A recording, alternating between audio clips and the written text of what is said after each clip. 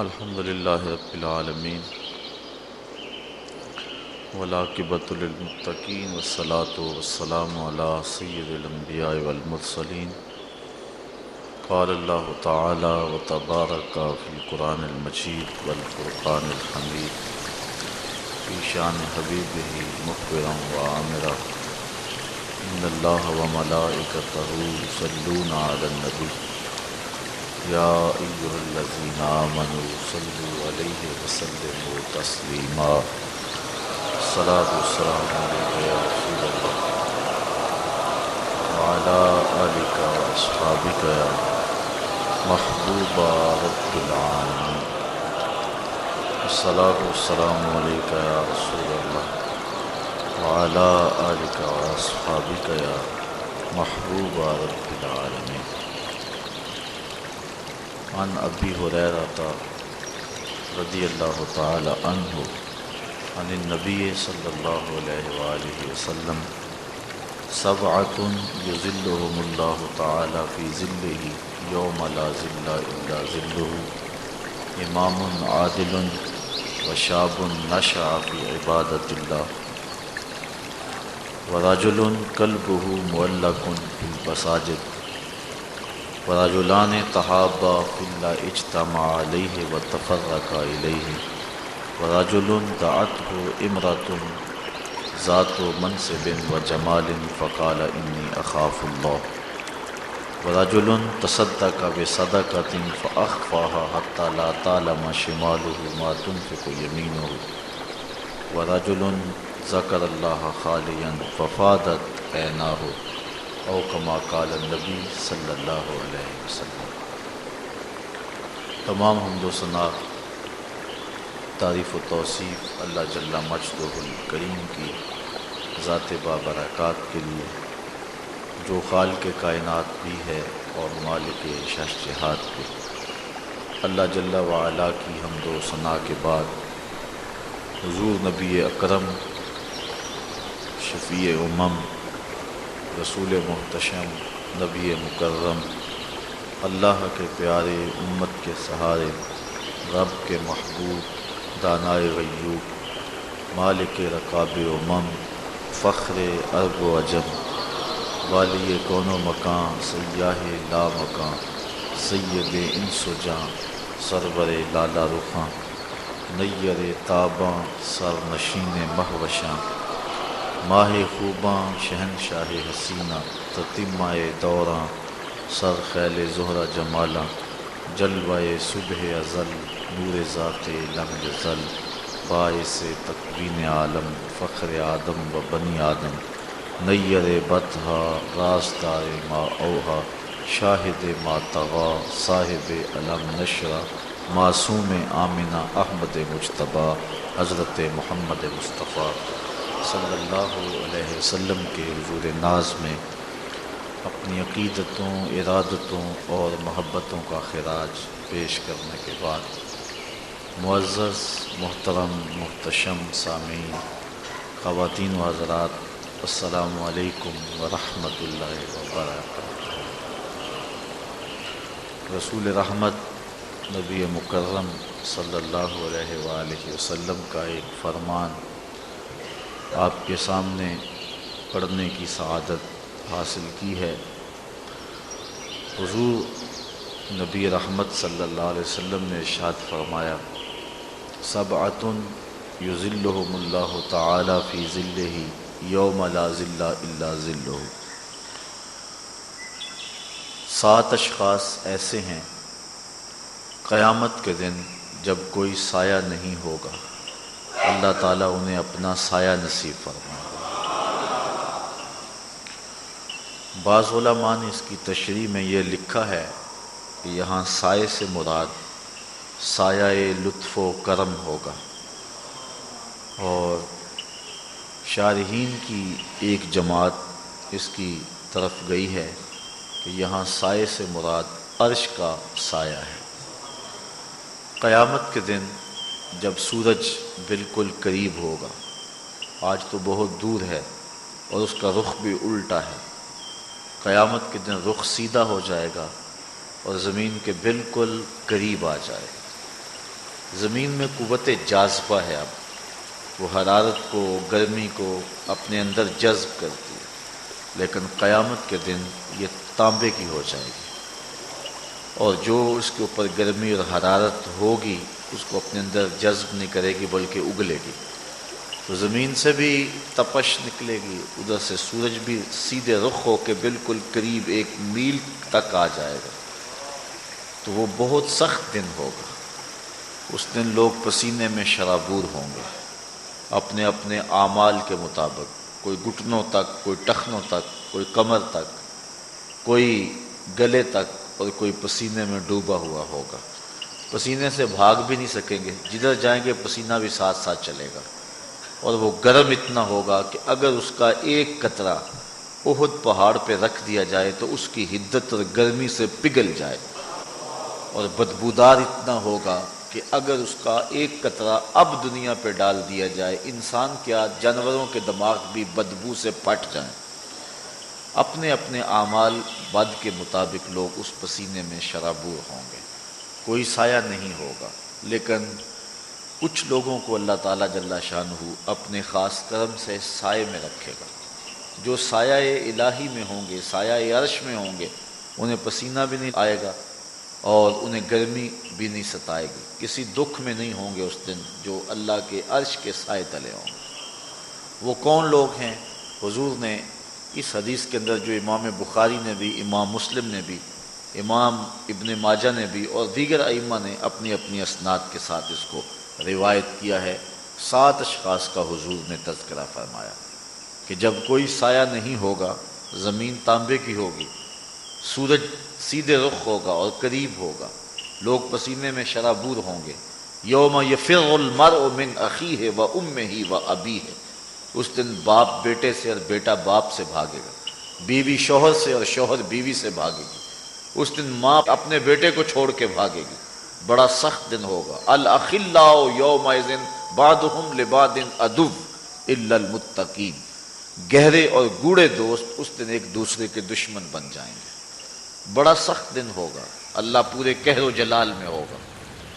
تو اس دن جب کہ ہر شخص تھر تھر کانپ رہا ہوگا، 7 اشخاص ایسے ہیں جنہیں اللہ اپنے عرش کا ٹھنڈا سایہ عطا فرمائے گا۔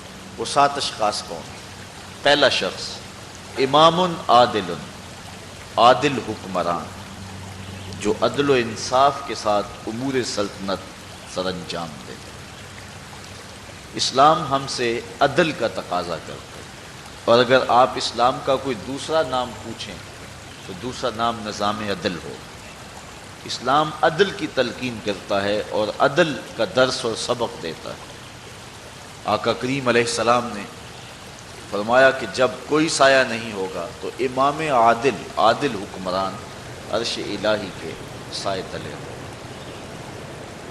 کسی بزرگ کا قول ہے کہ قوائم الدنیا 4، دنیا کے پائے 4 ہیں، 4 لوگوں کی وجہ سے دنیا قائم ہے: بعدل الامراء، وبسخاوت الاغنیاء، وبعلم العلماء، وبدعاء الفقراء۔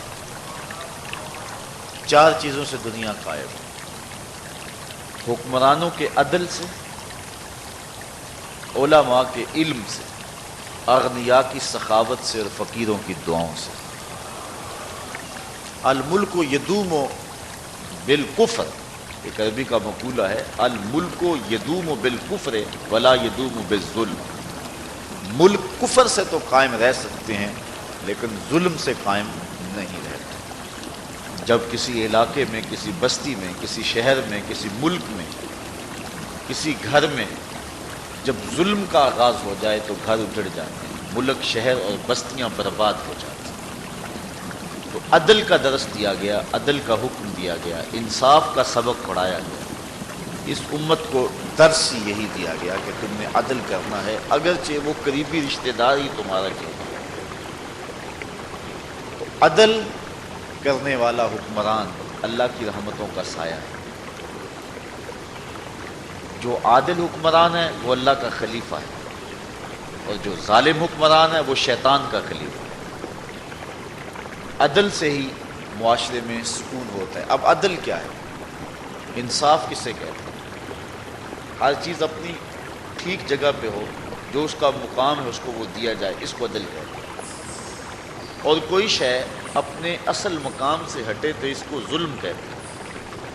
وضع الشیء فی غیر محلہ، ظلم کی یہ تعریف ہے، کسی چیز کو اس کے غیر محل پہ رکھنا، جو اس کا ٹھکانہ نہیں ہے اس پہ اس کو رکھنا، یہ ظلم کہلاتا ہے۔ اور ہر شے اپنے مقام پہ ہو اس کو عدل کہتے ہیں۔ عدل و انصاف کا ہمیں درس دیا گیا۔ آج جن حکمرانوں کے نام باقی ہیں اور زندہ ہیں، انہوں نے عدل سے معاشرے کے اندر امن پیدا کیا تھا، اور جو انصاف نہیں کرتے ان کا نام حرف غلط کی طرح مٹ جاتا ہے۔ دنیا کے اوپر کتنے حکمران آئے ہیں لیکن آج ان کا نام بھی نہیں ہے، لیکن نوشیروان کا نام آج بھی باقی ہے۔ عدل کے دم سے اس کا نام آج بھی احترام سے لیا جاتا ہے۔ حضور علیہ الصلوۃ والسلام فرماتے ہیں، اس بات پر فخر کرتے ہیں کہ میں سلطان عادل کے زمانے کے اندر پیدا ہوا ہوں۔ اللہ اکبر۔ تو عدل جو ہے، انصاف جو ہے، یہ اچھائی کا ایک بہت بڑا ذریعہ ہے، اور جو حکمران عدل کرے اس کا نام عزت سے باقی رہتا ہے۔ سلطان محمود غزنوی کو ایک عورت نے آ کر کے کہا کہ میری جوان بیٹی ہے اور میرا شوہر فوت ہو چکا ہے، آپ کا بھتیجا رات کو ہمارے گھر میں گھس آتا ہے اور میں سخت پریشان ہوں۔ سلطان نے اس کو کہا کہ اب جب دوبارہ آئے تو تم میرے پاس آ جاؤ، میں عدل و انصاف قائم کروں۔ ایک دن گزرے، وہ بوڑھی آئی، بادشاہ نے جو اس کو خصوصی کوڈ دیا ہوا تھا کہ اس کے ذریعے تو میرے تک پہنچ پائے گی، تو وہ بادشاہ تک پہنچی، کہا کہ اس وقت وہ ہمارے گھر میں موجود ہے۔ بادشاہ اس کے ساتھ چل پڑا، کہا میرے سے پہلے تو چلی جا اور جو ہے وہ بتی بند کر دی، دیے کو گل کر دیا گیا۔ بادشاہ گھر میں داخل ہوا، اور داخل ہوتے ہی اس نے جب اس نوجوان کو دیکھا تو اس کا سر قلم کر دیا۔ اس کے بعد بادشاہ نے کہا کہ چراغ روشن کرو۔ جب چراغ روشن کیا گیا تو بادشاہ نے کہا الحمدللہ۔ اس کے بعد اس نے ٹھنڈا پانی مانگا، اس خاتون نے پانی پیش کیا۔ بادشاہ واپس پلٹنے لگا تو اس خاتون نے کہا کہ میں یہ پوچھنا چاہتی ہوں کہ آپ نے پہلے چراغ بند کیا، پھر چراغ جلوایا، پھر الحمدللہ کہا، پھر پانی طلب کیا، اس کی کیا وجہ تھی؟ بادشاہ نے کہا جو راز ہے وہ راز ہی رہے تو ٹھیک ہے۔ کہا نہیں، تمہیں بتانا ہوگا۔ بڑھیا نے ضد کی تو بادشاہ نے بتایا۔ کہا جب تم نے کہا تھا کہ آپ کا نالائق بھتیجا ہمارے گھر میں گھس آتا ہے اور میری بیٹی گھر میں جوان ہے، تو میں اس لیے چراغ کو گل کیا تھا کہ عدل قائم کرتے ہوئے میرے دل میں کوئی رحم پیدا نہ ہو۔ اپنے جوان بھتیجے کو قتل کرنا تماشا تو نہیں ہے، مجھے بھائی کا چہرہ سامنے آ جائے گا، اور ایسا نہ ہو کہ میں عدل کو قائم کرتے ہوئے جو ہے وہ رک جاؤں اور عدل قائم کرنے میں دقت محسوس کروں، اس لیے میں نے چراغ کو بجھا لیا تاکہ میں عدل کے تقاضوں کو پورا کر سکوں۔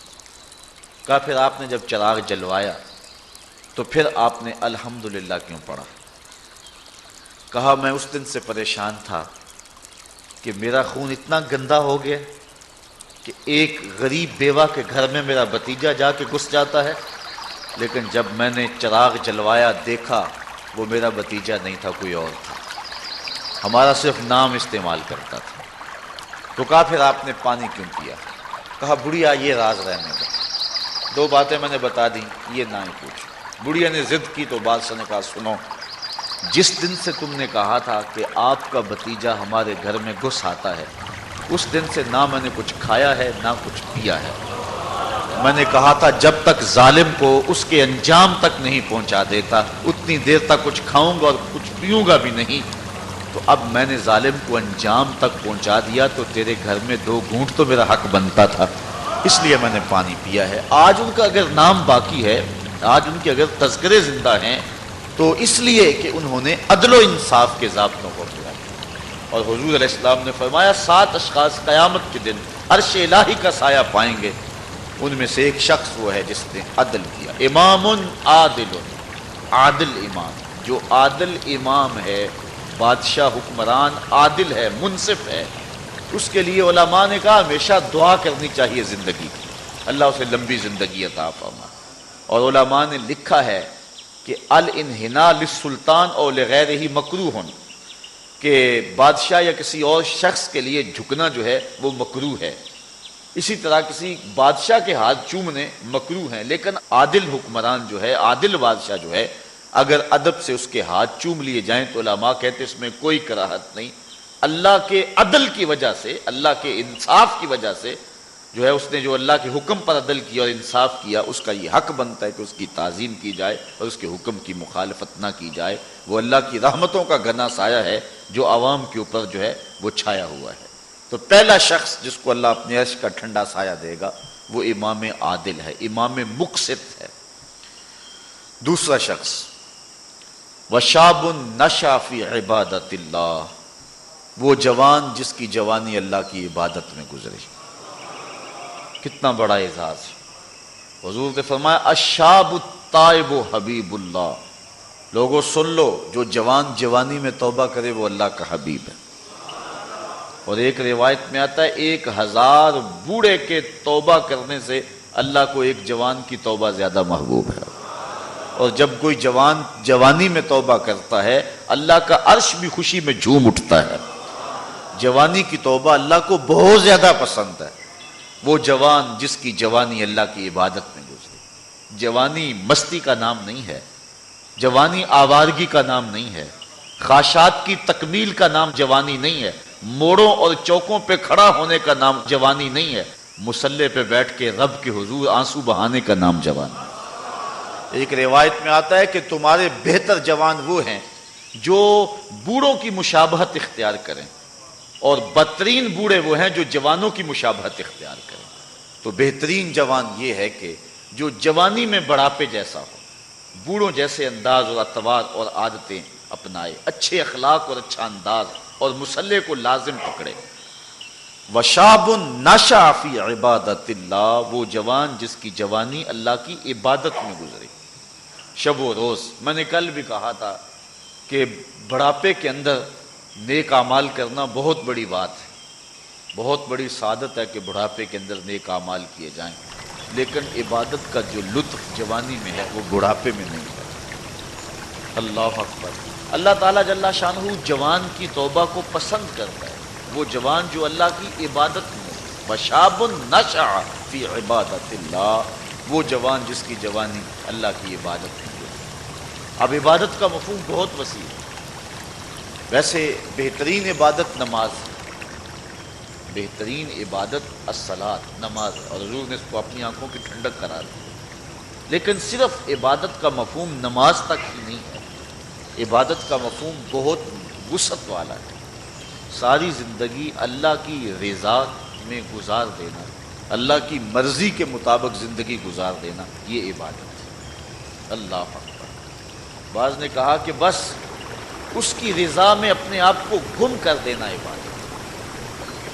غلام کو عبد کہتے ہیں، اور عبد وہ ہوتا ہے جو اپنے آقا کی مرضی میں اپنی مرضی کو گم کرے. کوئی شخص کسی غلام کو خریدنے گیا نا منڈی میں، جب غلام بکتے تھے، فروخت ہوتے تھے، تو جا کے ایک غلام اس کو پسند آیا، تو اس نے جب اس کا سودا کیا تو غلام سے پوچھتا ہے تمہارا نام کیا ہے؟ تو غلام کہتا ہے میرا نام کوئی نہیں ہے، جو رکھیں گے وہی میرا نام ہوگا. جب غلام ہے تو پھر اس کی اپنی مرضی ختم ہوگی. تو ہم اللہ کے غلام ہیں، اللہ کے بندے ہیں، تو بندگی کا حق یہ ہے. اللہ اکبر. کہ ہم سر سے لے کر پاؤں تک اس کے ہو جائیں. تیرے ہندیاں سندیاں محبوبہ، میں کافر ہوا جب میں ہوا. اپنی ذات کو تو فنا کرنا ہے، اپنی ذات کو تو قربان کرنا ہے. وہ جوان جس کی جوانی کے حسین ایام، جس کی جوانی کے خوبصورت لمحے، جبکہ بانکپن تھا، جبکہ خواہشات کا ہجوم تھا، جبکہ تمنائیں اپنے عروج پہ تھیں، لیکن اس نے سب کچھ اپنے رب کے لیے قربان کر دیا. سحری کے وقت اٹھ کے مصلی بچھایا اور آنسو بہائے، اور اللہ کے حضور عبادت کرتے ہوئے اپنی رات کو بسر کیا. ایک روایت میں آتا ہے جو دن کا روزہ اور رات کی عبادت نہیں کرتا اس کو ایمان کی حلاوت ہی نصیب نہیں ہوتی۔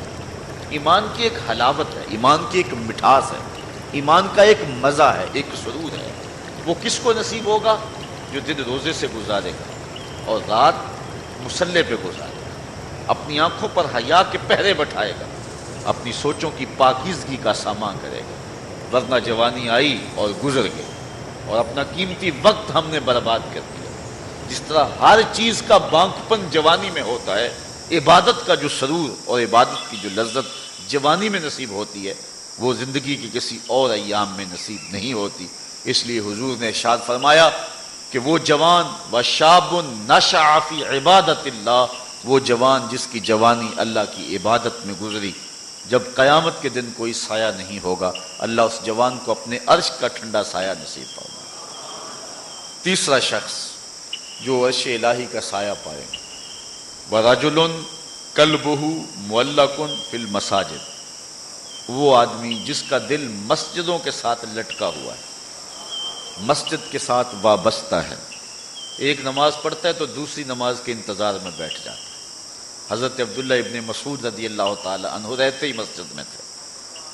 مسجد کی کچھ لوگ میخیں ہوتی ہیں، حضور فرمایا کچھ لوگ مسجدوں کی میخیں ہوتی ہیں، جب بھی دیکھو مسجد میں ملیں گے، ڈھونڈو تو مسجد میں ملیں گے، جب بھی فارغ ٹائم ملا جو فوراً مسجد میں آ گئے۔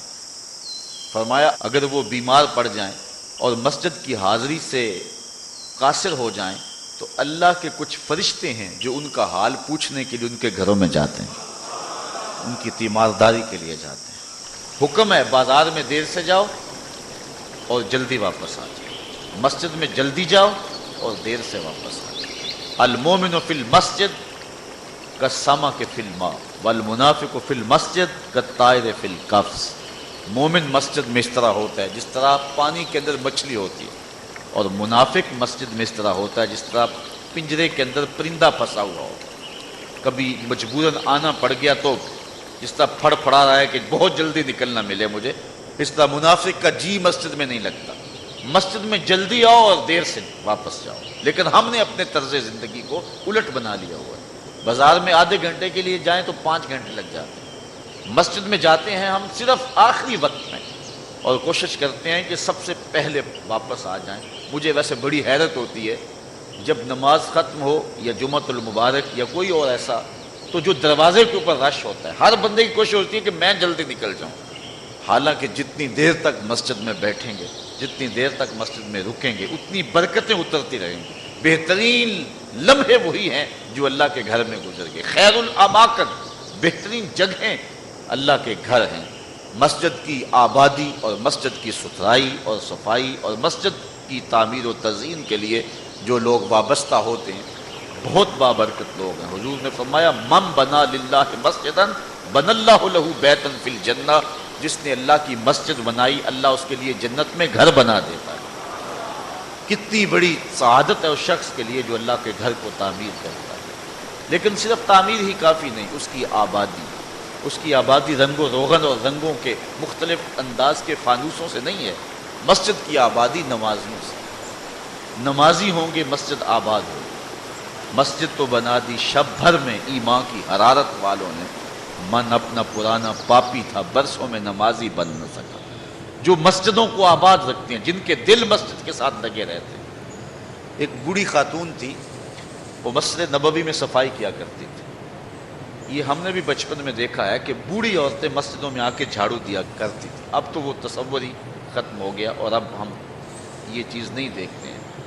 وہ ایک زمانہ تھا کہ سنِ کہولت کو پہنچی ہوئی عورتیں، ظاہر ان سے پردے کے حکام بھی ساقط ہو جاتے ہیں، تو ایسی عورتیں عموماً جب صبح مساجد سے بچے پڑھ کے چلے جاتے تھے تو وہ مسجدوں میں آتی تھی، اور ہم نے اپنی آنکھوں سے دیکھا ہے کہ وہ مسجدوں کی صفائی ستھرائی کیا کرتے تھے۔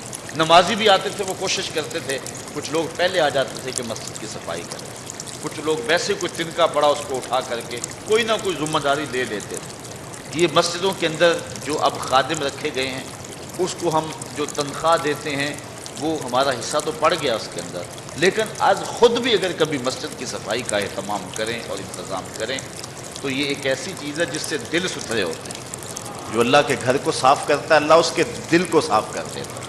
تو وہ بوڑھی خاتون تھی، مسجد نبوی میں آتی تھی اور مسجد نبوی کی صفائی کرتی. ایک دن حضور نے فرمایا کتنے دن ہو گئے ہیں میں اس بوڑھی خاتون کو دیکھ نہیں رہا. صحابہ نے عرض کی حضور وہ تو فوت ہو گئی. تو فرمایا کہ تم نے مجھے بتایا نہیں. عرض کی حضور آپ مصروف ہیں کار نبوت میں، ہم نے سوچا کہ ایک عام سی خاتون ہے، ہم نے اس کا جنازہ پڑھا اور اس کی تدفین کر دی اور آپ کو نہیں بتایا. حضور فرمایا تم نے اس کو عام سمجھا ہے جو اللہ کے گھر کی صفائی کیا کرتی تھی؟ فرمایا مجھے بتاؤ اس کی قبر کہاں ہے. صحابہ کو حضور نے ساتھ لیا اور اس کی قبر پر پہنچے اور وہاں جا کے حضور نے دعا مانگی. جو اللہ کے گھر کو صاف کرتی ہے اور اللہ کے گھر کی صفائی کرتی ہے، حضور علیہ السلام فرمایا وہ عام نہیں ہے، وہ سعادت مند خاتون ہے جس کو یہ سعادت نصیب ہوئی، یہ دولت نصیب ہوئی کہ اللہ کے گھر کو صاف کرے. تو فرمایا وَرَجُلٌ قَلْبُهُ مُعَلَّقٌ فِي الْمَسَاجِدِ، وہ آدمی جس کا دل مسجدوں میں لٹکا ہوا رہتا ہے، ایک نماز کے بعد دوسری نماز کا انتظار کرتا ہے. ایک روایت میں نے کہیں پڑھا ہے کہ جب کوئی بندہ ایک نماز کے بعد دوسری نماز کا انتظار کرتا ہے اور مسجد میں بیٹھا رہتا ہے، اللہ فرشتوں کو کہتے ہیں دیکھو میرا بندہ نماز پڑھ لیا پھر بھی نہیں جا رہا، دوسری نماز کے انتظار میں ہے، تم گواہ ہو جاؤ میں نے اپنے بندے کی مغفرت فرما دی. وَرَجُلٌ قَلْبُهُ مُعَلَّقٌ فِي الْمَسَاجِدِ، وہ آدمی جس کا دل مسجدوں کے ساتھ لٹکا ہوا ہے، مسجد کے ساتھ وابستہ. چوتھا شخص وَرَجُلَانِ تَحَابَّا فِي اللَّهِ اجْتَمَعَا عَلَيْهِ وَتَفَرَّقَا إِلَيْهِ، دو آدمی جنہوں نے اللہ کی رضا کے لیے آپس میں پیار ڈالا، ان کی محبت کا ذریعہ اللہ کی رضا تھی. جب وہ ملے تو اسی لیے ملے اور جب جدا ہوئے تو اسی لیے جدا ہوئے. ان کی محبت اللہ کی رضا کے لیے تھی. فرمایا قیامت کے دن جب کوئی سایہ نہیں ہوگا ان دونوں کو اللہ اپنے عرش کا ٹھنڈا سایہ کرے. ایک بندہ اپنے ایک دوست کو ملنے جا رہا ہے، دینی دوست، محبت پیار کا رشتہ اللہ اس کے رسول کی رضا کے لیے. حدیث میں آتا ہے کہ راستے میں بصورت انسان ایک فرشتہ اس کو ملا اور اسے پوچھتا ہے کہ کدھر جا رہے؟ وہ کہتا ہے کہ میں فلاں بستی میں اپنے ایک دوست کو ملنے جا رہا ہوں. فرشتہ پوچھتا ہے تجھے اس سے کوئی حاجت ہے، کوئی کام ہے؟ وہ کہتا مجھے کوئی کام نہیں. کہا کوئی احسان ہے جس کے بدلے میں جا رہے ہو؟ کہا کوئی احسان. کہا کوئی رشتہ داری ہے تیری اس کے ساتھ؟ اس نے کہا کوئی رشتہ داری. تو فرشتے نے بصورت انسان جو آیا ہوا تھا، حدیث میں آتا ہے، وہ پوچھتا ہے کہ پھر کس لیے جا رہے ہو؟ کہا بس اللہ کے لیے جا رہا ہوں. تو فرشتے نے کہا کہ میں تیرے رب کا فرستادہ ہوں، مجھے رب نے بھیجا ہے، تو اللہ کی رضا کے لیے جا رہا ہے اس شخص کو ملنے کے لیے اور کوئی مقصد نہیں ہے، تو اللہ تعالیٰ نے تجھے بھی بخشا اور اسے بھی بخشا. جو اللہ کی رضا کے لیے کسی شخص سے دوستی رکھتا ہے، پیار کے اور بھی بہت سارے ذرائع، رشتہ داری سے صلہ رحمی، دودھ کا رشتہ، خون کا رشتہ، کاروباری روابط، سیاسی روابط، غرض کے رشتے، بہت کچھ ہے. لیکن جب کسی سے ملاقات ہو، جب کسی سے تعلق قائم ہو تو وہ اللہ کے لیے. الحب للہ والبغض للہ، میرے پیار کا سبب بھی اللہ اور میرے کسی سے دشمنی کا سبب بھی اللہ. جب اللہ کی رضا کے لیے دو شخص آپس میں پیار کرتے ہیں تو حضور علیہ السلام فرماتے ہیں وہ اتنے خوش نصیب لوگ ہیں کہ قیامت کے دن جب سورج 1.25 میل پہ ہوگا اور کوئی جو ہے وہ سایہ نہیں ہوگا، فرمایا حضور نے کہ اللہ ان کو اپنے عرش کا ٹھنڈا سایہ عطا فرمائے.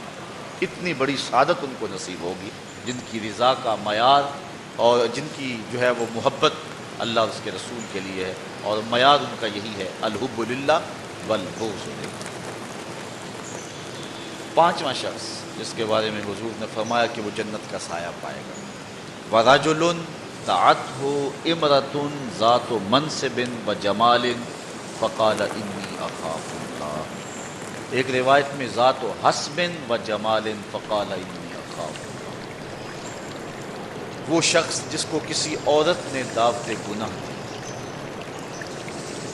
اور وہ عورت ذات و منصب و جمال، منصب اور جمال کی مالکہ تھی، صاحب حسب و نسب بھی تھی اور خوبصورت بھی تھی. اس نے عورت نے مرد کو لبھایا اور اپنے جال میں پھانسنا چاہا. اب جب قدموں میں حسن خود بچ رہا پھر اپنے جذبات پہ قابو کون رکھے؟ لیکن اس جوان نے، اس شخص نے اس کی اس بات کے جواب میں کہا انی اخاف اللہ، تیری بات تو مان لیتا لیکن کیا کروں، رب سے ڈر لگتا ہے، اللہ کا خوف مجھے آتا ہے۔ حضور فرمایا وہ شخص جس نے یہ کہہ کے قدموں میں بچتے ہوئے حسن کی اس پیشکش کو مسترد کر دیا، کل قیامت کے دن جب کوئی سایہ نہیں ہوگا اللہ اسے اپنے عرش کا ٹھنڈا سایہ عطا فرمائے۔ جس طرح ایمان کی ایک حلاوت ہے، اعمال کی بھی ایک حلاوت ہے، ایک مزہ، ایک مٹھاس ہے، لطف ہے، نیکی کی ایک حلاوت ہے، ایک سرور ہے نیکی کا جو ایک مومن پاتا ہے۔ نماز کا اپنا مزہ ہے، روزے کا اپنا سرور ہے، حج کا اپنا ایک مزہ ہے، زکوٰۃ دینے کا اپنا مزہ ہے، ظاہر دو تو لطف اپنا ہے، مخفی دو تو اس کا مزہ اپنا ہے۔ اسی طرح باقی اعمال صالحہ کا پھر مختلف مواقع پر ان اعمال کی ایک حلاوت ہے، ایک مٹھاس ہے۔ گھر میں نماز پڑھو تو اس کی مٹھاس اپنی ہے، مسجد میں پڑھو تو اس کا سرور اپنا ہے، جامع مسجد میں پڑھو تو اس کا لطف اپنا ہے، اور اگر سین حرم میں نماز پڑھنے کا موقع مل جائے تو اس کا مزہ اپنا ہے، اور گنبد خضرا کی قربت میں نماز پڑھنے کا مزہ مل جائے، ریاض الجنہ میں لمحے مل جائیں تو اس کا لطف اپنا ہے۔ اس طرح روزے کا اپنا مزہ ہے، روزہ رکھنے کا لطف اپنا ہے، روزہ کھولنے کا مزہ اپنا ہے، بچوں میں بیٹھ کے کھولو روزہ تو اس کا بھی ایک اپنا سرور ہے، مسجد میں بیٹھ کے دوستوں میں بیٹھ کے روزہ کھولو تو اس کا مزہ اپنا ہے، کسی اللہ والے کی صحبت اور اس کے قدموں میں بیٹھ کے روزہ کھولیں اور اس کا مزہ اپنا ہے، اور اگر روزہ کھولنے کے لیے مسجد نبوی کا صحن مل جائے تو اس کا سرور پھر اپنا ہے، اس کا مزہ پھر اپنا ہے۔ ہر عمل کا ایک لطف ہے، ہر عمل کی ایک حلاوت ہے، اور وہ حلاوت بندہ اتنی دیر تک اس سے متمتع نہیں ہو سکتا، اس سے فائدہ نہیں حاصل کر سکتا، اور وہ ایمان کی حلاوت اور لذت پا نہیں سکتا جب تک اس کی نظر پاک نہیں ہوتی۔ اگر کوئی بندہ چاہتا ہے کہ میرے باطن میں انوار چمکے تو رزق حلال کا اہتمام کرے، ورنہ سینہ روشن نہیں ہو سکتا، جو مرضی کر لے، اگر رزق پاک نہیں ہے تو سینے میں روشنی نہیں آ سکتی، اور اگر نظر پاک نہیں ہے تو عبادت کی حلاوت نہیں مل سکتی۔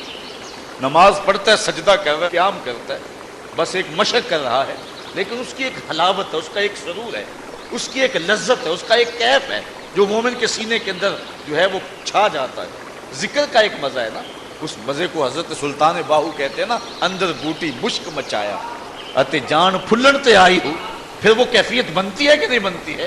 تو وہ سرور بندے کو نہیں ملتا جب تک اس کی نظر پاک نہیں ہو۔ اگر نظر بگڑ جائے تو من سننا ہو جاتا ہے، اندر کچھ نہیں رہتا ہے، اور پھر اگر انسان زنا جیسی بری خصلت میں مبتلا ہو جائے تو پھر اس کے پلے کیا رہے گا؟ اللہ تعالیٰ نے فرمایا کہ کرنا تو دور کی بات ہے، لا تقربوا الزنا، اس بری خصلت کے قریب بھی نہ جائیں، اس لیے مبادیات سے بھی روک دیا گیا، مبادیات سے بھی منع کر دیا گیا۔ تو فرمایا جس شخص کو کسی عورت نے دعوت گناہ دی، اس طرح کسی عورت کو کسی مرد نے دعوت گناہ دی اور اس عورت نے اپنی عصمت اور اپنی آبرو کی حفاظت کی اور اس کو کہا پیچھے ہٹ جا، مجھے اپنے رب سے ڈر لگتا ہے، اور اسی طرح کسی مرد کو کسی عورت نے دعوت گناہ دی تو اس نے کہا فقال انی اخاف اللہ، میں اللہ سے ڈرتا ہوں۔ اللہ اکبر۔ تو حضور فرمایا اس کو یہ احساس ملے۔ امام یافعی نے روض الریاحین کے اندر لکھا ہے، ایک نوجوان کپڑے کی دکان پہ کام کرتا تھا اور تھا بڑا پارسا اور بڑا خوبصورت، دل کا بھی ستھرا تھا، ظاہر کا بھی ستھرا تھا، من بھی سونا تھا اور تن بھی سونا تھا، بڑا خوبصورت تھا۔ ایک عورت خریداری کے لیے آئی، اس کا دل فریفتہ ہو گیا اور اس نے ایک ترکیب سوچی اور دوبارہ آئی تو بہت زیادہ کپڑا خرید لیا اور مال کے دکان سے کہنے لگی کہ میری گٹھڑی باری ہو گئی ہے، اس نوجوان کو کہو کہ میرے گھر چھوڑ آئے۔ مالک اس عورت کی نیت سے آگاہ نہ ہو سکا اور اس نوجوان کو اس کے ساتھ بھیج دیا۔ جب وہ گھر میں داخل ہوئی، نوجوان کو گھر میں لے گئی، باہر سے دروازہ مقفل کر دیا اور اس کو دعوت گناہ دی۔ اس نے کہا انی اخاف اللہ، میں تیری بات نہیں مان سکتی۔ اس نے کہا کہ آج تجھے میری بات ماننا ہی پڑے گی۔ حیا سوز لباس بھی اتار پھینکا اور اس کو دعوت گناہ دینے لگی۔ یہ شیطان کا انتہائی سخت جال ہے، اس جال میں اس نے بڑے بڑے لوگوں کو پھانس لیا۔ اب اس نوجوان کو وہ ورغلاتی ہے، کوشش کرتی ہے، لیکن نوجوان ہے کہ اپنی نظروں پر پہرے بٹھائے، آنکھیں بند کر لیتا ہے۔ اس نے بڑے ہیلے کیے، بڑے جتن کیے، لیکن وہ نوجوان صرف سونا ہی نہیں تھا، اللہ کا ولی بھی تھا۔ اس نے بہت جال پھینکے لیکن نور کو رسیوں میں جکڑا نہیں جا سکتا۔ خیر، وہ نوجوان کے دل میں بات آئی کہ شیطان کا یہ جال انتہائی خطرناک جال ہے، ابھی تک تو بچتا آ رہا ہوں، ہو سکتا ہوں کہ ابھی اس کے جال میں پھنس جاؤں۔ اس نے کہا کہ مجھے باتھ روم میں جانے دو، پھر میں آ کے تمہیں بتاتا ہوں۔ وہ اندر چلا گیا، پاخانہ کیا اپنے ہاتھوں پہ کر کے پورے بدن پہ مل گیا، اور اسی حالت میں جب باہر آیا تو بدن سے بدبو اٹھ رہی، عورت کا سارا نشہ اتر گیا۔ دروازہ کھول دیا اس نے، کہا چلا جا، تو کوئی دیوانہ اور مجنون شخص ہے۔ جب وہ دروازے سے باہر نکل رہا تھا، دل ہی دل میں اللہ کا شکر ادا کر رہا تھا، مالک میرا تن گندا ہو گیا، من تو ستھرا رہا۔ کائنات کا سب سے حسین چہرہ وہ ہے جو جنسی کالک سے محفوظ رہے۔ امام یافعی لکھتے ہیں کہ باہر پھر ایک چشمہ تھا، وہاں جا کے اس نے غسل کیا، اور جب تک وہ زندہ رہا اس کے جسم سے مشک و عنبر کی خوشبو آتی رہی۔ اب جب وہ فوت ہو گیا، لوگوں نے دفن کر دیا، یہ خوشبو اس کی قبر کی مٹی سے بھی آیا کرتی تھی۔ یہ اعزاز دیا اللہ نے اس کو، یہ تکریم دی۔ بعض روایت میں اس کا نام مغیرہ بتایا گیا ہے کہ لوگوں نے اس کا نام مغیرہ مشکی رکھ دیا، کہ وہ مغیرہ جس کے بدن سے خوشبو آتی۔ تو فرمایا وہ شخص جس کو کسی عورت نے دعوت گناہ دی اور اس نے یہ کہہ کے قدموں میں بچھتے ہوئے حسن کی پیشکش کو ٹھکرا دیا، فرمایا کل قیامت کے دن جب کوئی سایہ نہیں ہوگا، اللہ اس جوان کو اپنی عرش کا ٹھنڈا سایہ نصیب فرمائے گا۔ چھٹا شخص جس کے بارے میں حضور نے یہ وعدہ دیا، وَرَجُلٌ تَصَدَّقَ بِصَدَقَةٍ فَأَخْفَاهَا حَتَّى لَا تَعْلَمَ شِمَالُهُ مَا تُنْفِقُ يَمِينُهُ۔ وہ شخص جس نے صدقہ کیا اور اتنا خفیہ کیا کہ جو دائیں ہاتھ نے کیا بائیں کو اس کی خبر نہیں ہوئی، اتنا مخفی انداز سے صدقہ کیا، خیرات کی۔ پرانے زمانے کے اندر بزرگ چاندی یا سونا کسی کپڑے میں باندھ کر کے کسی کے گھر میں چھوڑ آیا کرتے تھے، کسی کے گھر میں پھینک آیا کرتے تھے، یا کسی نابینے کو دے دیتے تھے اور کلام نہیں اس سے کرتے تھے تاکہ ہم ظاہر نہ ہوں، ہمارا نام بھی ظاہر نہ ہو۔ کھلا صدقہ کرنا اس کی ممانعت نہیں ہے، اس کا بھی اجر ہے اگر ریاکاری کی نیت دل کے کسی گوشے میں نہ ہو۔ لیکن یہ بات ذہن میں رکھیں کہ ریاکاری کی چالیں بہت باریک ہیں، بہت باریک، براہیمی نظر لیکن بڑی مشکل سے ملتی ہے۔ ہوس چھپ چھپ کے سینوں میں بنا لیتی ہے تصویر۔ جو ریاکاری کی چالیں ہیں وہ کالے پتھر پر کالے رنگ کی چونٹی چلے تو جس طرح وہ نظر نہیں آتی ہے، اس طرح ریاکاری کی چالیں بھی اتنی ہی باریک ہیں، بہت باریک۔ تو انسان کے اندر ریاکاری پیدا ہو جاتی ہے۔ اگر ریاکاری سے بچے، اس کی نیت میں خلوص ہو، للہیت ہو، تو پھر کھلا صدقہ دینا بھی اجر و ثواب کا باعث ہے۔ جس طرح کہ آقا کریم علیہ السلام نے جہاد کے لیے فنڈ مانگا تو ایک صحابی نے جو ہے وہ عرض کیا کہ حضور میں اتنا پیش کرتا ہوں، اور اس نے پیش کیا تو اس کے دیکھا دیکھی باقی لوگ بھی جو ہیں وہ اٹھ کھڑے ہوئے اور پیش کرنے لگے۔ تو حضور نے اس موقع پر ارشاد فرمایا تھا، من سنّا فی الاسلام سنتاً حسنہ فلہ اجرھا۔ جس نے اسلام میں کوئی اچھا طریقہ رائج کیا تو اب اس کے دیکھا دیکھی جو بھی وہ کام کرتے رہیں گے اس کا اجر اس پہلے شخص کو نصیب ہوتا رہے گا۔ اگر نیت یہ ہے کہ میرے دیکھا دیکھی لوگ کریں گے تو پھر جو ہے وہ یہ خلوص والی نیت، اس میں کھلا کرنے میں کوئی قباحت نہیں۔ میں کہتا ہوں کہ دو طرح کے لوگ ہو، یہ فنڈز چندہ وغیرہ جو طلب کیا جاتا ہے، ایک ہے کوئی شخص کسی کو ذاتی طور پہ دے تو وہاں مخفی دینا بہتر ہے۔ کسی شخص کی ذاتی آپ مدد کرنی ہے تو وہاں یہ ہے کہ جو دائیں نے خرچ کیا بائیں کو اس کی خبر نہ ہو، کیونکہ اس سے کسی شخص کی عزت نفس مجروح ہونے کا اندیشہ ہے۔ لیکن جو اجتماعی مسائل ہیں جس میں کسی کی عزت نفس مجروح ہونے کا اندیشہ نہیں ہے تو وہاں آپ کھلا اس نیت سے کریں کہ باقیوں کو بھی ترغیب ہو جائے تو اس میں کوئی کباہت نہیں۔ مثال کے طور پہ مسجد کے لیے فنڈ طلب کیا جا رہا ہے، کسی دارالعلوم کے لیے طلب کیا جا رہا ہے، آج کل یہ زلزلہ اور سیلاب زدگان کے لیے فنڈ طلب کیے جا رہے ہیں، اس میں اگر آپ کھلا دیں تاکہ باقیوں کو بھی ترغیب ہو، یا آپ 10 آدمیوں کو بتائیں یار میں نے اتنا کیا آپ بھی کریں لہٰذا ہم یہ کام کر لیں، تو اس میں قباحت نہیں ہے نیت کے اخلاص کے ساتھ۔ نیت بگڑ گئی وہ تو مخفی بھی کیا وہ بھی خراب ہے۔ تو بات یہ ہے کہ صدقہ ظاہر کیا جائے یا صدقہ مخفی کیا جائے، دونوں بابرکت ہیں، لیکن ان میں افضل یہ ہے کہ انسان مخفی کرے۔ اور حضور فرماتے ہیں وَرَجُلٌ تَصَدَّقَ بِصَدَقَةٍ فَأَخْفَاهَا، کہ وہ شخص جس نے صدقہ کیا اور صدقہ اتنا مخفی کیا حتیٰ لا تعلم شمالہ ما تنفق یمینہ، جو دائیں نے کیا بائیں کو اس کا پتہ نہ چلا، دائیں ہاتھ کے صدقے کا بائیں ہاتھ کو پتہ نہ چلا، اس کو خبر نہ ہوئی۔ کتنا بڑا اعزاز حضور نے اس شخص کے لیے مقرر فرمایا کہ کل قیامت کے دن جب کوئی سایہ نہیں ہوگا، اس صدقہ کرنے والے کو اللہ عرش کا ٹھنڈا سایہ دے گا۔ اللہ کی راہ میں خیرات کرتے رہنا چاہیے، اور صدقہ دینے سے مال گھٹتا نہیں ہے، مال بڑھتا ہے۔ میں اس کی ایک مثال دیا کرتا ہوں کہ پرانے زمانے کے اندر کنویں ہوتے تھے، اب تو ٹیوب ویل آ گئے، ہینڈ پمپ آ گئے اور بہت کچھ آ گیا زمین سے پانی نکلوانے کے لیے، لیکن اس وقت کنویں میں ڈول ڈال کر کے جو ہے وہ پانی نکالا کرتے۔ جب جدید آلات آ گئے تو کنویں کی ضرورت ختم ہو گئی اور لوگوں نے یہاں سے پانی لینا شروع کر دیا، چونکہ وہاں پانی حاصل کرنے کے لیے دقت زیادہ برداشت کرنا پڑتا۔ اب وہ کنویں کہیں کہیں آپ کو مل جائیں، مختلف دیہاتوں میں، بستیوں میں آپ جائیں تو پرانے کنویں جو ہے وہ کہیں کہیں موجود ہیں، لیکن ان میں جھانک کر کے دیکھیں کہ ان کا پانی بہت نیچے چلا گیا اور بہت کم پڑ گیا۔ ان کنووں کو کسی نے بند نہیں کیا، لیکن اب پانی کہاں غائب ہو گیا؟ اصل بات یہ ہے کہ جب کنویں اپنا فیض باہر دیتے تھے اللہ نیچے سے پانی بھی نہیں دیتا تھا، جب ان کنووں نے پانی دینا چھوڑ دیا نیچے سے جو سوتے پھوٹتے تھے وہ بھی خشک ہو گئے۔ جو راہ خدا میں خرچ کرتا رہتا ہے اللہ اس کو عطا فرماتا رہتا ہے۔ شیطان کہتا ہے کہ خرچ کرو گے تو کم ہو جائے گا، لیکن رب کہتا ہے خرچ کرو گے میں وعدہ دیتا ہوں کہ بڑھ جائے گا۔ اب اللہ پر اگر کسی شخص کا پختہ یقین ہے، پختہ یقین، تو پھر جو ہے وہ اس کو خرچ کرتے ہوئے یہ احساس کبھی نہیں ہوگا کہ اس سے میرا مال کم ہو رہا ہے، صدقے سے میرا مال کم ہو رہا ہے، ایسا ہو نہیں سکتا اگر پختہ یقین ہے۔ حضرت رابعہ بصریہ سلام اللہ علیہا بہت سخیہ تھیں، اور آپ کے ڈیرے پہ، خانقاہ پہ لوگوں کا آنا جانا رہتا تھا، ان کو کھانا بھی کھلاتے تھے، اور درویشوں فقیروں کا مزاج ہی ہے کہ لوگ آئیں اور کھاتے جائیں۔ بابا بلے شاہ فرماتے ہیں ایٹو کھڑک کے دکڑ وجے تتا ہوئے چلہ، آن فقیر کھا کھا جاون راضی ہوئے بلہ۔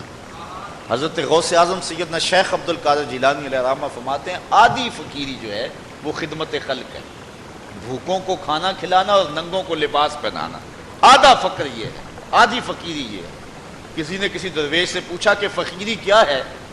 کہا فقیری خدمت خلق کا نام ہے، یہ گدڑی اور دلک کا نام نہیں ہے، یہ فقیری خدمت خلق کا نام ہے۔ تو حضرت رابعہ بصری کہ ہاں مہمانوں کا آنا جانا رہتا تھا۔ ایک دن خادمہ نے بتایا کہ 5-6 مہمان آ گئے اور صرف دسترخوان پر ایک ہی روٹی ہے، گھر کے اندر باورچی خانے میں صرف ایک ہی روٹی ہے۔ کہا جاؤ اس کو بھی اللہ کی راہ میں خیرات کرو۔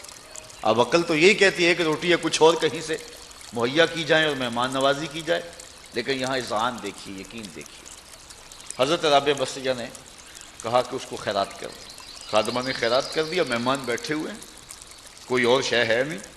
دروازے پر دستک ہوئی، پوچھا من علی الباب، دروازے پر کون؟ کہا فلاں کا فرستادہ غلام، میرے آقا نے آپ کے لیے بھیجا اور یہ کھانا دیا ہے۔ خادمہ نے کھانا وصول کیا، حضرت رابعہ کو کہا یہ کس نے کھانا بھیجا؟ آپ نے کپڑا اٹھایا، گنا تو 5 روٹیاں تھیں۔ کہا یہ کھانا ہمارا نہیں، اس کے آقا نے کسی اور گھر بھیجا ہوگا، غلطی سے ہمارے گھر یہ آ گئے، کھانا واپس کر دیا۔ تھوڑے لمحے گزرے تھے، پھر دروازے پہ دستک ہوئی، کہا من دق الباب، دروازہ کس نے کھٹکھٹایا؟ کہا فلاں آقا کا بھیجا ہوا غلام ہوں، میرے آقا نے آپ کے لیے کھانا بھیجا۔ خادمہ نے وصول کیا، حضرت رابعہ کے سامنے رکھا، کپڑا اٹھایا، گنا تو 7 روٹیاں۔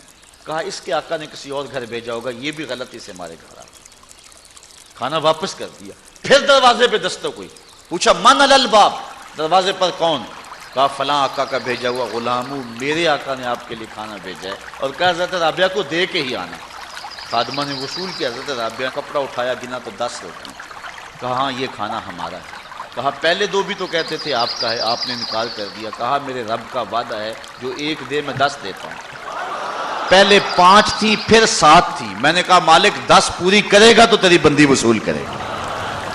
آپ کا اکاؤنٹنٹ آپ کو بتائے گا کہ اتنے پیسے اتنوں سے خرچ کر دیں گے تو اتنے کم ہو جائیں گے، کیلکولیٹر سے حساب کریں وہ کہے گا اتنے خرچ کریں گے تو اتنے کم ہو جائیں گے.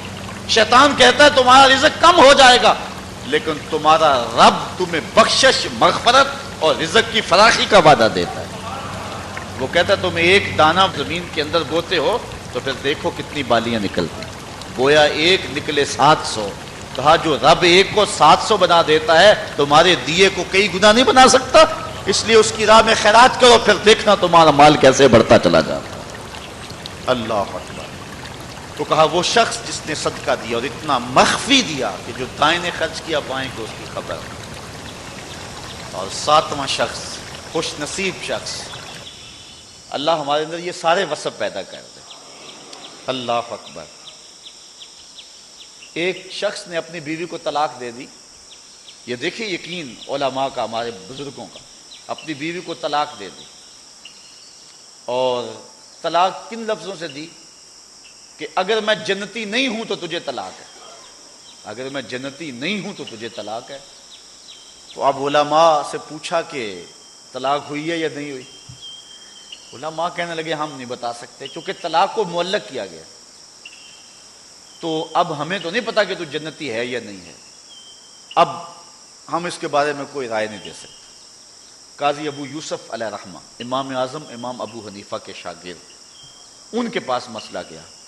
آپ نے شخص کو بلایا، کہا کبھی ایسا ہوا ہے کہ کسی عورت نے تجھے دعوت گناہ دی ہو اور تو نے کہا ہو میں اللہ سے ڈرتا ہوں؟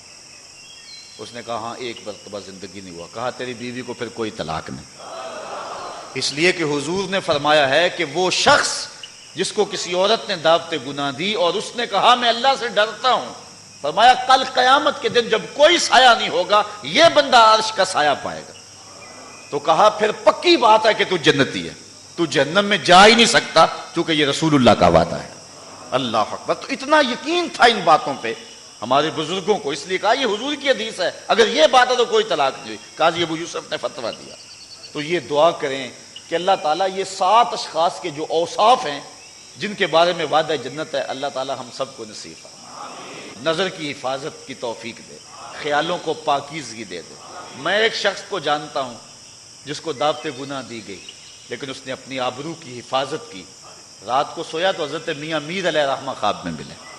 اللہ اکبر. اور آپ نے فرمایا تجھے مبارک ہو، تو نے سنت یوسفی ادا کی ہے. کیسا حسن تھا، کیسا جمال تھا جناب یوسف کا.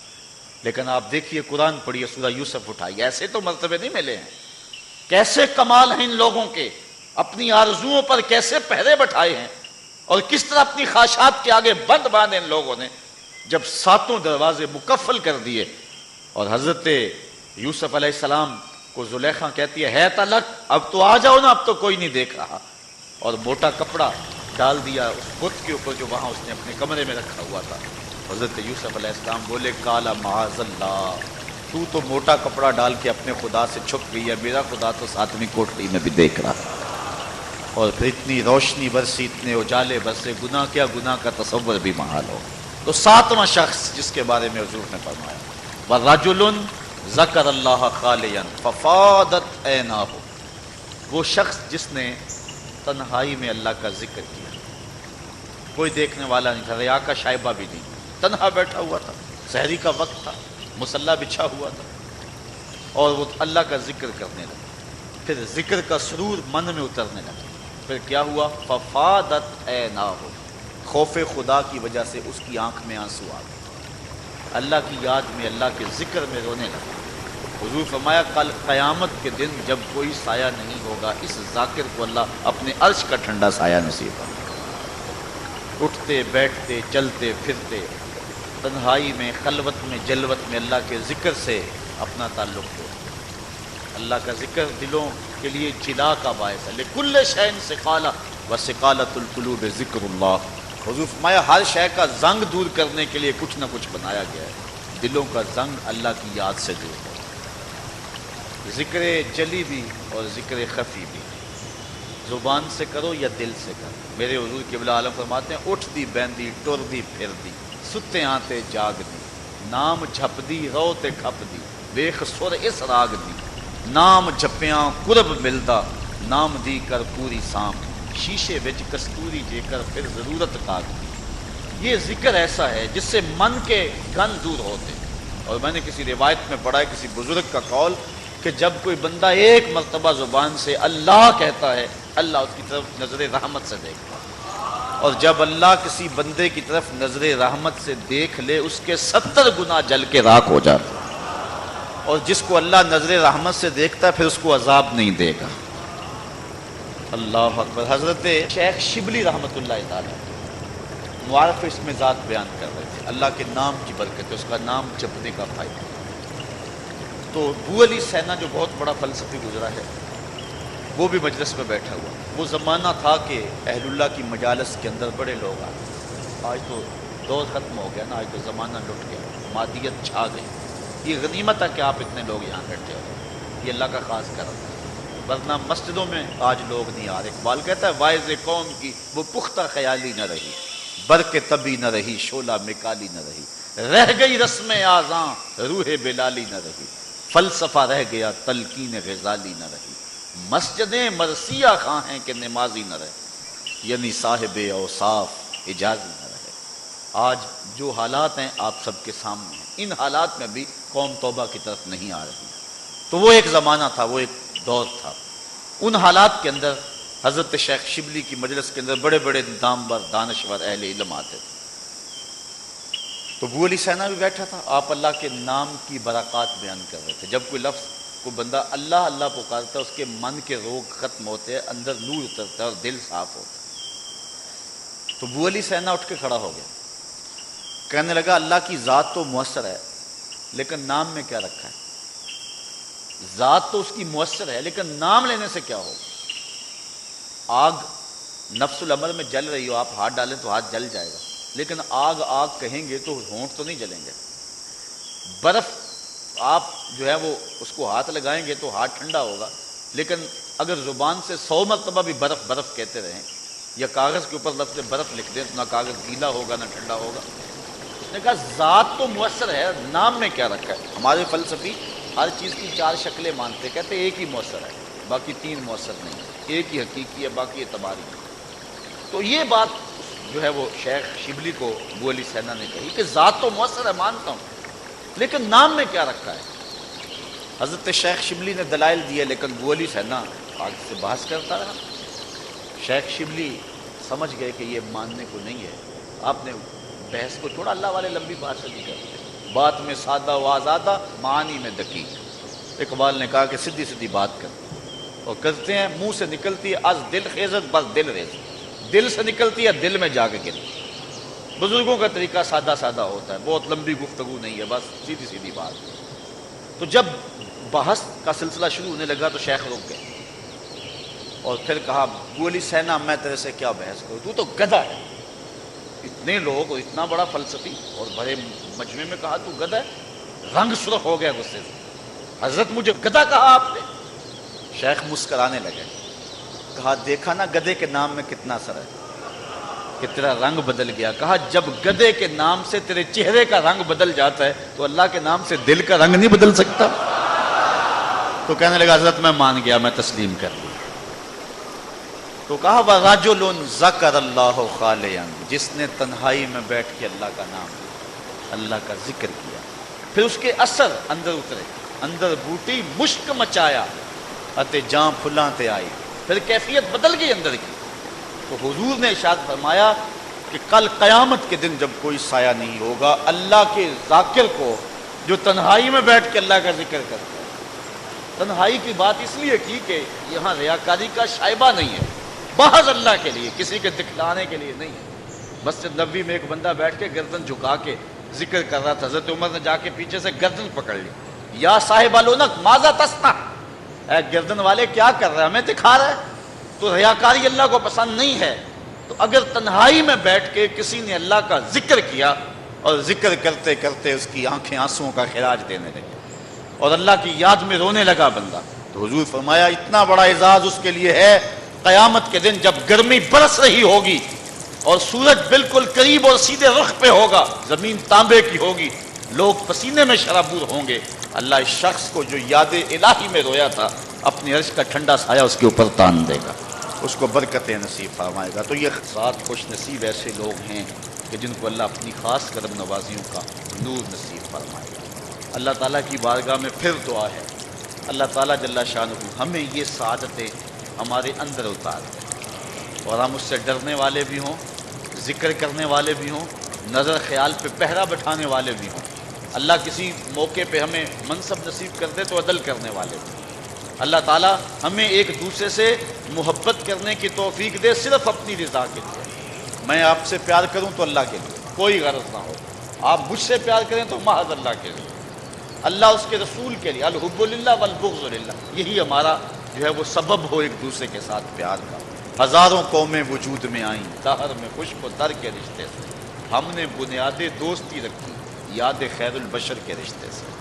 محمد کی وساطت سے محبت تیری میری ہے، محمد کی وساطت سے محبت تیری میری ہے، محبت اصل ہے ان کی، نہ تیری ہے نہ میری۔ الحب للہ والبغض للہ۔ اور اللہ تعالیٰ ہر وہ سعادت، جوانی بڑی تیزی کے ساتھ بیت، یہ لمحے دوبارہ نہیں ہیں، اور جو سن کہولت میں پہنچ گئے ہیں، بڑھاپے میں قدم رکھ چکے ہیں، انہیں یہ کہتا ہوں کہ جوان تو بڑھاپے کے انتظار میں ہیں، بوڑھو اب تم کس انتظار میں؟ ایک روایت میں آتا ہے اللہ بوڑھے کا عذر قبول نہیں کرے گا قیامت کے دن۔ بچہ اس لیے توبہ کو مؤخر کرتا ہے کہ میں نے جوان ہونا ہے، جوان اس لیے مؤخر کرتا ہے میں نے بوڑھا ہونا ہے، تو جب بندہ بوڑھا ہو جاتا ہے پھر وہ کس چیز کے انتظار میں ہوتا ہے؟ ایک روایت میں آتا ہے کہ 3 اشخاص کو اللہ تعالیٰ نہ بخشے گا، نہ ان کی طرف نظر رحمت کرے گا، اور نہ ہی اللہ تعالیٰ انہیں پاک کرے گا۔ ان میں سے ایک وہ شخص ہے کہ جو بڑھاپے کے باوجود بدکاری نہیں چھوڑتا۔ اس بوڑھے شخص کی طرف قیامت کے دن اللہ نہ نظر رحمت سے دیکھے گا، نہ اس کا تزکیہ کرے گا، اور نہ اس کی مغفرت فرمائے گا۔ تو جوانوں، بوڑھوں اور بچوں، اپنی زندگی کی حفاظت کرو، اللہ کی رحمتوں کا حصہ سمیٹنے کی کوشش کرو۔ آج کل تو موسم بھی رمضان کا ہے اور رحمت کی برکھا چھم چھم اتر رہی ہے۔ آئیے میں اور آپ سچی توبہ سے اور توبہ کے سچے آنسوؤں سے اپنے من کے سارے گند دھو ڈالیں۔ اس کی کرم نوازیاں اتنی عمیم ہیں، دمت العاصی تطفئ غضب ربی، گناہ گار کی آنکھ کا پانی اللہ کے غصے کی آگ کو ٹھنڈا کر دیتا ہے۔ التائب من الذنب کمن لا ذنب لہ، گناہ سے توبہ کرنے والا ایسا ہے جس طرح اس نے کبھی گناہ کیا ہوا ہی نہیں ہے۔ اتنی کرم نوازیوں کا نور اس کے اوپر برستا ہے، اور اتنے اجالے اس کو نصیب ہو جاتے ہیں، اور اتنی روشنی اللہ اس کو نصیب کر دیتا ہے۔ اللہ جزائے جزیل دے، اللہ اپنی یادوں اور محبتوں کا سرمایہ دے۔ وآخر دعوانا ان الحمد للہ۔